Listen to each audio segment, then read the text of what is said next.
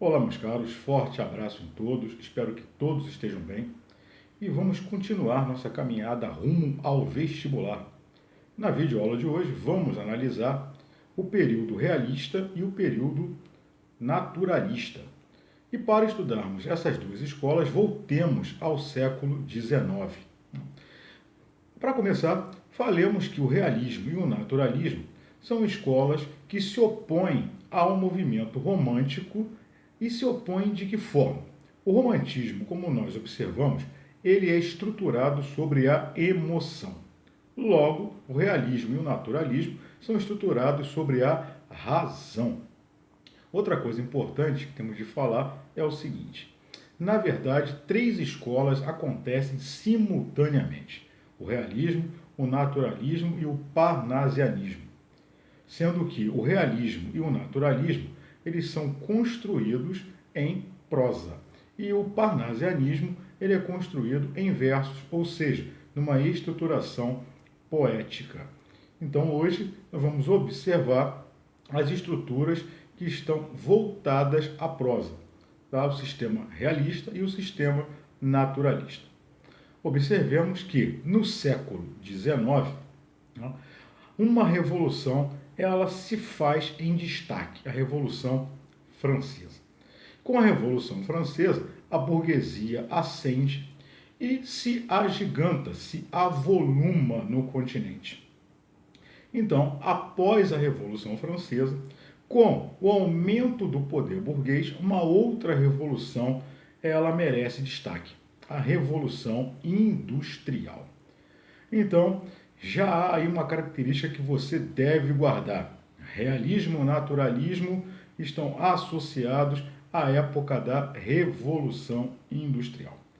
E ao lado da Revolução Industrial, nós temos de citar o cientificismo presente no século XIX, ou seja, um conjunto de sistemas de pensamento pautados na razão, pautados na observação e na descrição minuciosa do homem, da sociedade, da natureza. Vamos então estabelecer a nossa aula de hoje em tópicos e vamos avançar explicando o que significa tanto o sistema realista quanto o sistema naturalista. Comecemos pelo realismo. Primeira observação realista. A Revolução Industrial provoca o surgimento do proletariado. As cidades crescem desorganizadamente. Certamente em história você estudou que, à época da Revolução Industrial, existe um fenômeno chamado encilhamento dos campos. Ou seja, onde estão as indústrias? Nas cidades. E onde está a mão de obra? Então, o surgimento das indústrias e a necessidade de mão de obra leva ao fenômeno do fechamento dos campos. Ou seja, a mão de obra camponesa se vê obrigada a ir para as cidades. E as consequências são nefastas. Nós vemos as cidades inchadas, há relatos de que as cidades cheiram a urina e a estrume. Nós sabemos que a bebida, a embriaguez se torna algo comum nas cidades, a violência aumenta. Óbvio, as cidades não estão preparadas para receber esse contingente que sai do campo.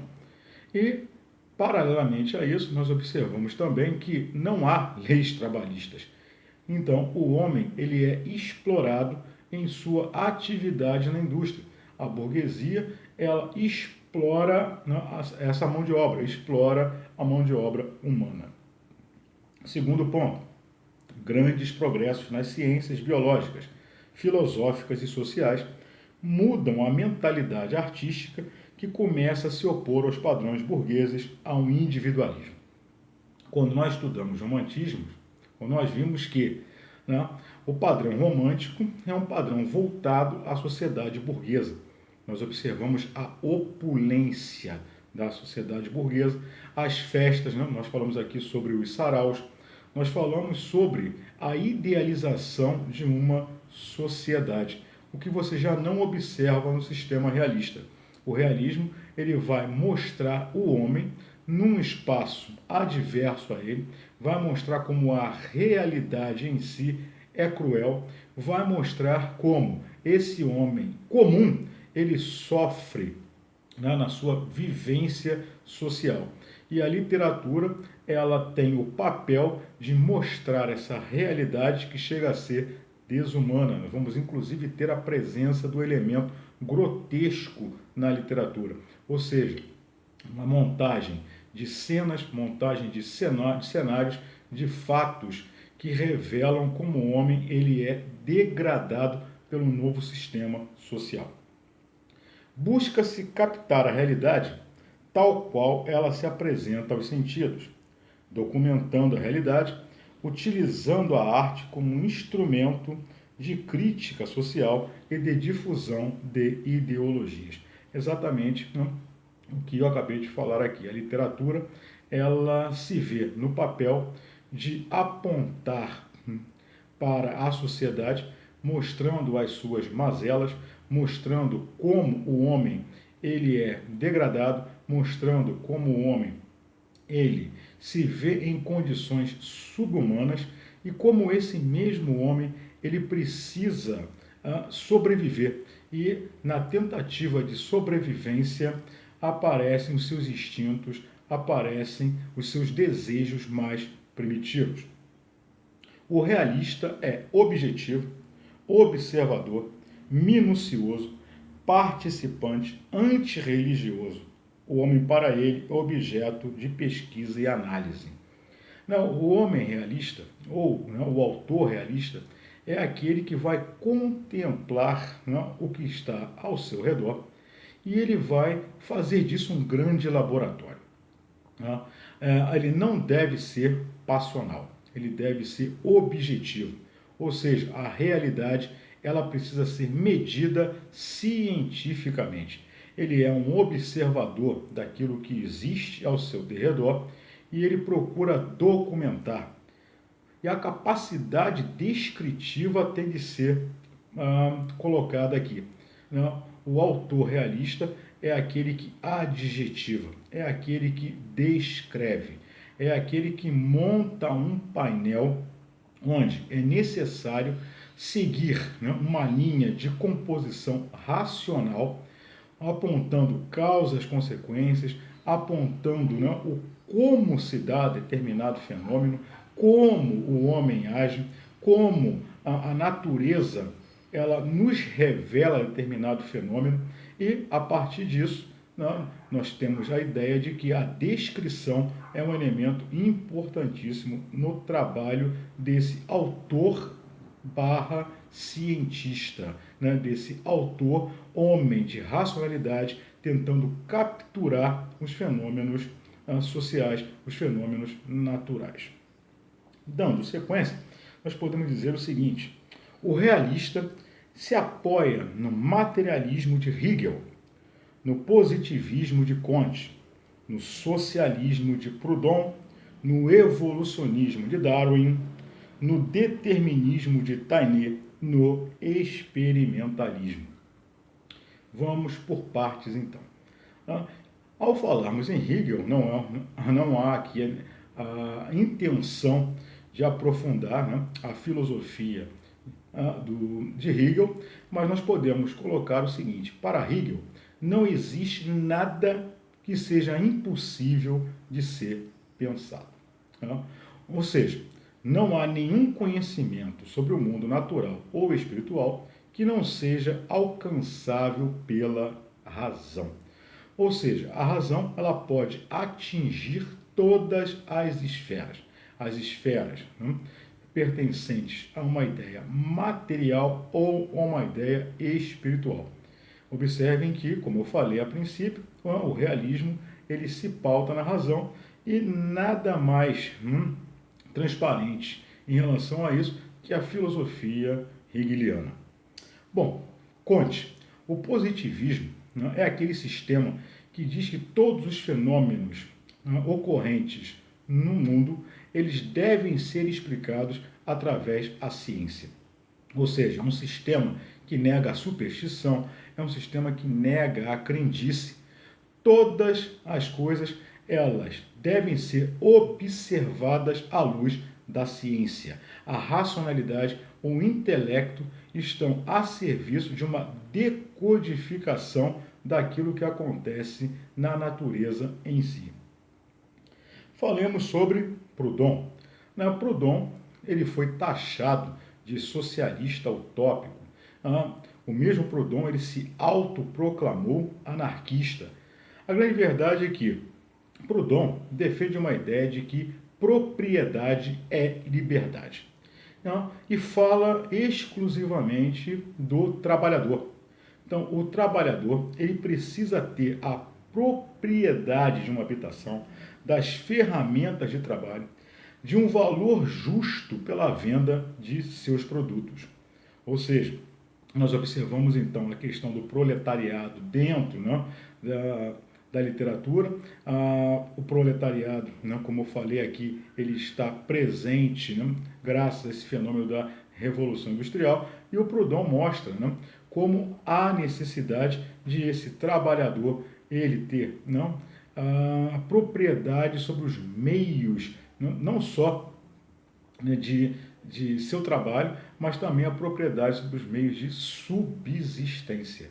Algo altamente revolucionário para os padrões da época.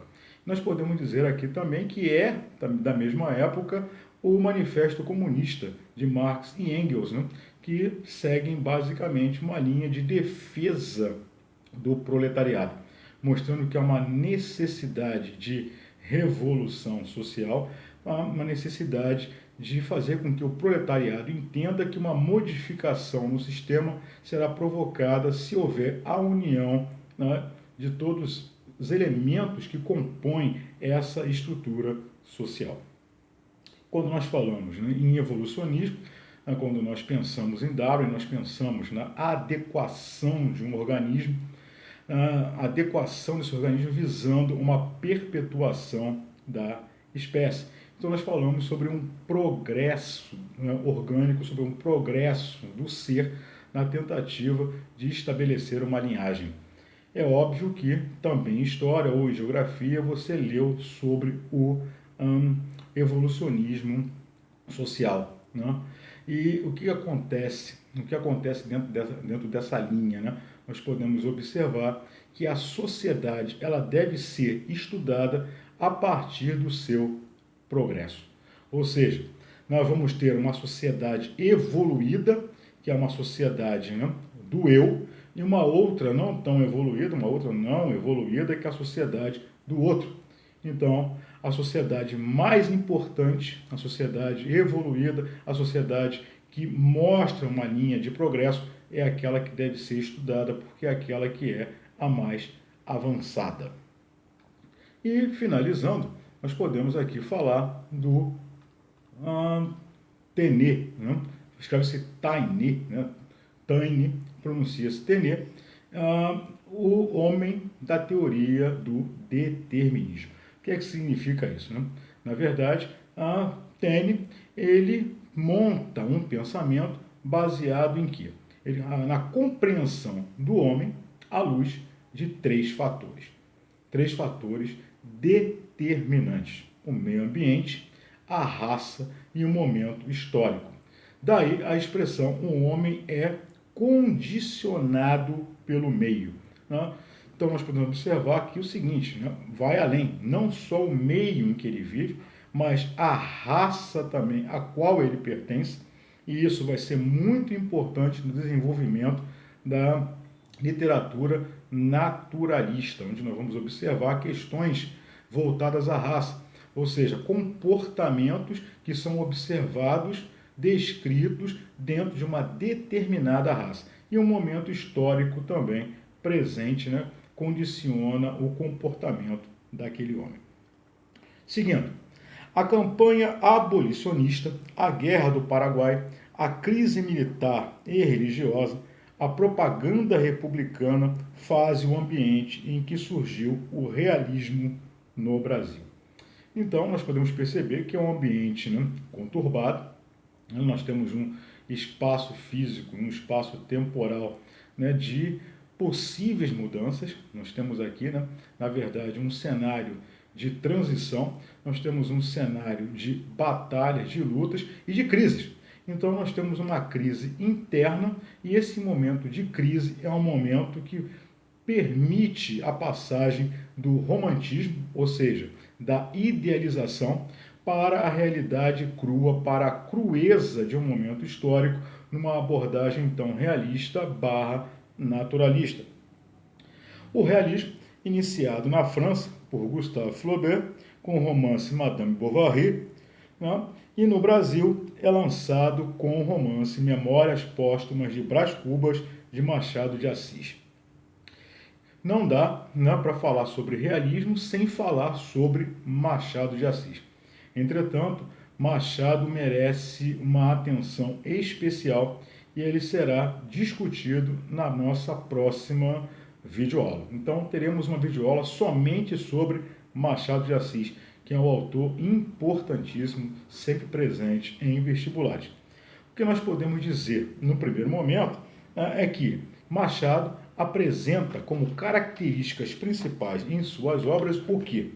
A análise psicológica dos personagens, inclusive nós falamos que em Machado comumente há um aprofundamento psicológico dessas personagens, ou seja, a procura do motivo da ação humana, a procura de elementos psíquicos que levam, né, a determinada conduta, mais reflexões que ações, inclusive, né, para alguns estudantes existe uma grande dificuldade, né, em ler Machado exatamente por isso. Machado é altamente descritivo.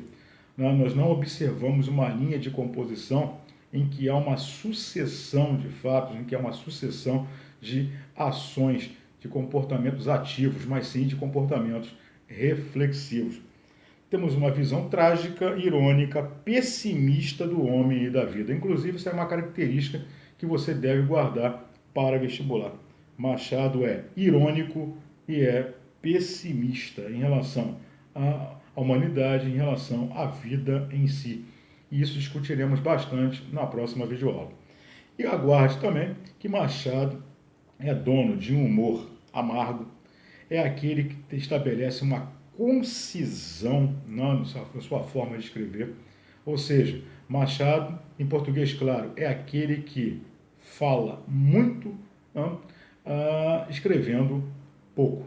Então, com poucas palavras, ele consegue condensar uma ideia, levando a uma reflexão do leitor. E uma linguagem clássica. É importante falar o seguinte: dentro do realismo naturalismo, nós temos uma vontade de escrita simplificada, ou seja, a utilização da língua, uma composição de textos que sejam acessíveis ao leitor, textos que apresentem uma linguagem de fácil acesso. Entretanto, Machado é um homem preocupado com a confecção das suas linhas, é um homem preocupado com a colocação de seu léxico. Então nós temos aí um traço que é característico machadiano, que é o emprego de uma linguagem mais clássica nas suas obras. Bom, vamos tentar agora então falar sobre o naturalismo. E nós podemos dizer, né, que o naturalismo ele é um aprofundamento do sistema realista, ou seja, né, o naturalismo é o realismo levado às últimas consequências. E é comumente dito que, né, o pai do naturalismo é o francês Émile Zola, né, já que esse autor francês ele mostra a necessidade de um homem se colocar diante da natureza como um observador e de forma racional conseguir captar, né, esses fenômenos. Ou seja, né, interpretar de forma racionalmente falando, né, os fenômenos que acontecem em derredor. É óbvio que, quando nós falamos natureza, nós estamos falando na análise do homem, na análise social, na análise política de determinada época. Seguindo, cientificismo, determinismo biológico, animalização dos personagens, que agem e reagem por instinto. Importante aí, vamos dar uma parada, porque normalmente nós observamos dentro do cenário naturalista a zoomorfização, que é pegar a figura humana e colocá-la de modo animalesco, de um modo animal, valorizando o que? Os instintos, valorizando a vontade de sobrevivência. Então, o que nós podemos observar é esse homem num ambiente inóspito, em condições adversas a ele, numa necessidade de sobrevivência. O homem, ele é colocado num ambiente hostil e espera-se que as suas verdadeiras características, espera-se que o seu caráter real ele apareça. É óbvio que dentro dessa estruturação vamos observar o homem movido, muitas vezes, pelo sexo, pela necessidade de se alimentar, pela necessidade de sobreviver socialmente. Isso é importante ser colocado. A análise das classes mais baixas da sociedade, a insistência nos aspectos patológicos, bestiais, anormais das pessoas. Então nós vamos observar a presença da classe menos favorecida.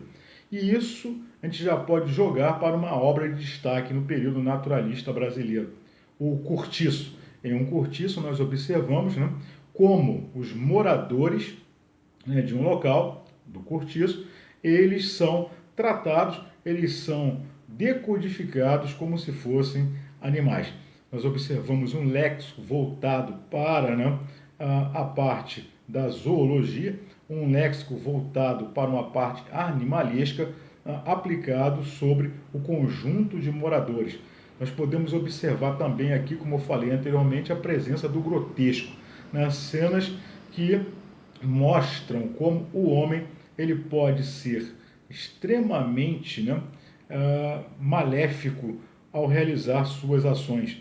Nós podemos observar cenas no naturalismo de incesto, cenas de pedofilia, cenas de assassinato, cenas de traição que levam à morte. Isso é comum no sistema naturalista, na sua forma de composição.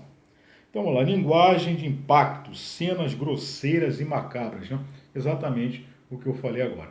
Nós podemos observar, inclusive, em Um Cortiço, a cena em que uma escrava, ela é, na verdade, traída pela pessoa que ela julgava seu companheiro, e ela já se julgava até livre, porque confiou sua liberdade a esse companheiro, João Romão, e essa escrava se chama Bertoleza.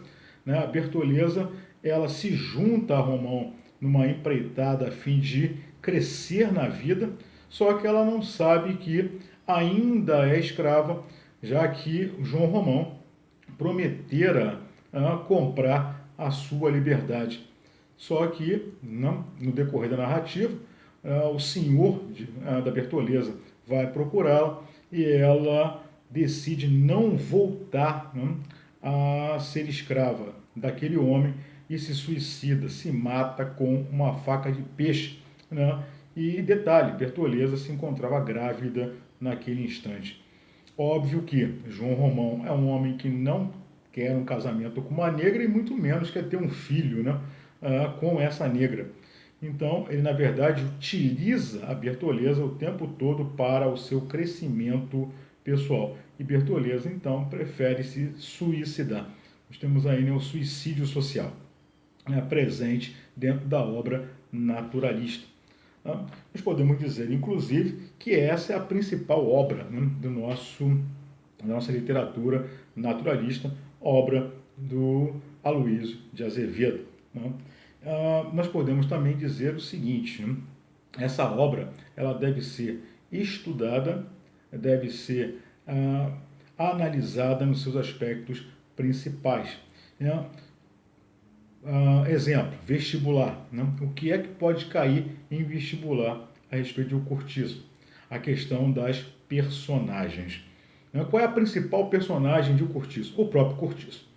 né, o cortiço ele se transforma, ou seja, o espaço cortiço, ele se transforma na grande personagem da obra. Nós vamos ter a presença do João Romão, que é um português que está no Brasil para crescer. Inclusive, o pensamento de João Romão qual é? O português ele é a metrópole, o brasileiro ele é a colônia. Então, ele vai se utilizar das pessoas que estão aqui para o seu crescimento. Na Bertoleza, como eu falei agora há pouco, a escrava, nós temos a presença da Rita Baiana. A Rita Baiana, que é a mulher que foge ao estereótipo romântico. É uma mulher realista e ela é descrita no seu aspecto de sensualidade. Né? Inclusive, dona de sua vontade, dona de seu corpo, é uma mulher que desafia a estruturação social do século, pois ela decide com quem ficar, ela decide com quem dormir. E a sua descrição, inclusive no momento em que ela aparece dançando, né, ela passa serpenteando pelo salão, ou seja, a figura animalística da cobra e, ao mesmo tempo, a simbologia, né, instintiva, a questão do pecado original, a questão, né, daquilo que mexe com a alma humana, aquilo que causa a perdição da alma humana. E dentro ainda desse quadro naturalista, nós temos uma obra que alguns autores, né, alguns estudiosos, insistem em dizer que não chega a pertencer diretamente às características naturalistas, mas que por uma facilidade maior na hora de enquadrar, está presente nesse sistema, que é o Ateneu, né, de Raul Pompeia. O Ateneu é um colégio interno e esse colégio ele deve ser entendido como uma metáfora para o sistema monárquico. Ou seja, o que nós vamos ter aqui é o seguinte: um narrador, esse narrador ele pode ser entendido como a figura do autor, né, que se coloca, né, como a figura desse narrador que é o Sérgio. E a narração do que acontece no Ateneu é uma narração feita em tempo psicológico, ou seja, não há, né, uma linha direta, não há uma ordenação lógica de tempo na descrição dos fatos. Os fatos são colocados de acordo com a memória, de acordo com a importância. Nós vamos observar que o Ateneu, então, já que é uma metáfora da monarquia, é um local de repressão. Aristarco, que é o diretor, ele é assinalado de forma caricatural, de uma forma exagerada, né? Ridicularizando, né, essa figura que representa a opressão em si.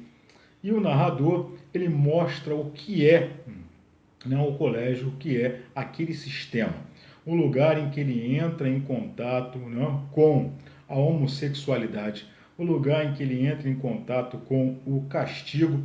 Não, ele nos mostra como é difícil sair da proteção do lar para um ambiente que é, na verdade, um microcosmos representativo de uma sociedade. Ou, em outras palavras, uma sociedade condensada, né, dentro de um espaço escolar, um ambiente heterogêneo. Lá ele entra em contato com os castigos, lá ele entra em contato com os pedágios, ou seja, ele, para executar determinadas ações dentro do colégio, ele deve ceder o lanche, ele deve fazer o pagamento de um valor e ele conhece lá dentro o que é a realidade. Existe um grupo de alunos que é protegido pelo diretor e esse grupo ele tem o direito de bater nos alunos que não participam do mesmo pensamento, bater nos alunos que sejam contrários ao pensamento, né, daquele grupo e que, segundo o diretor, estão estabelecendo uma desordem, né, no comportamento do colégio. Bom, a narrativa ela transcorre mostrando os abusos cometidos, né, os abusos que são formas institucionalizadas, até o momento em que há uma revolta. E nessa revolta colocam fogo no colégio, ou seja, incendeiam a instituição.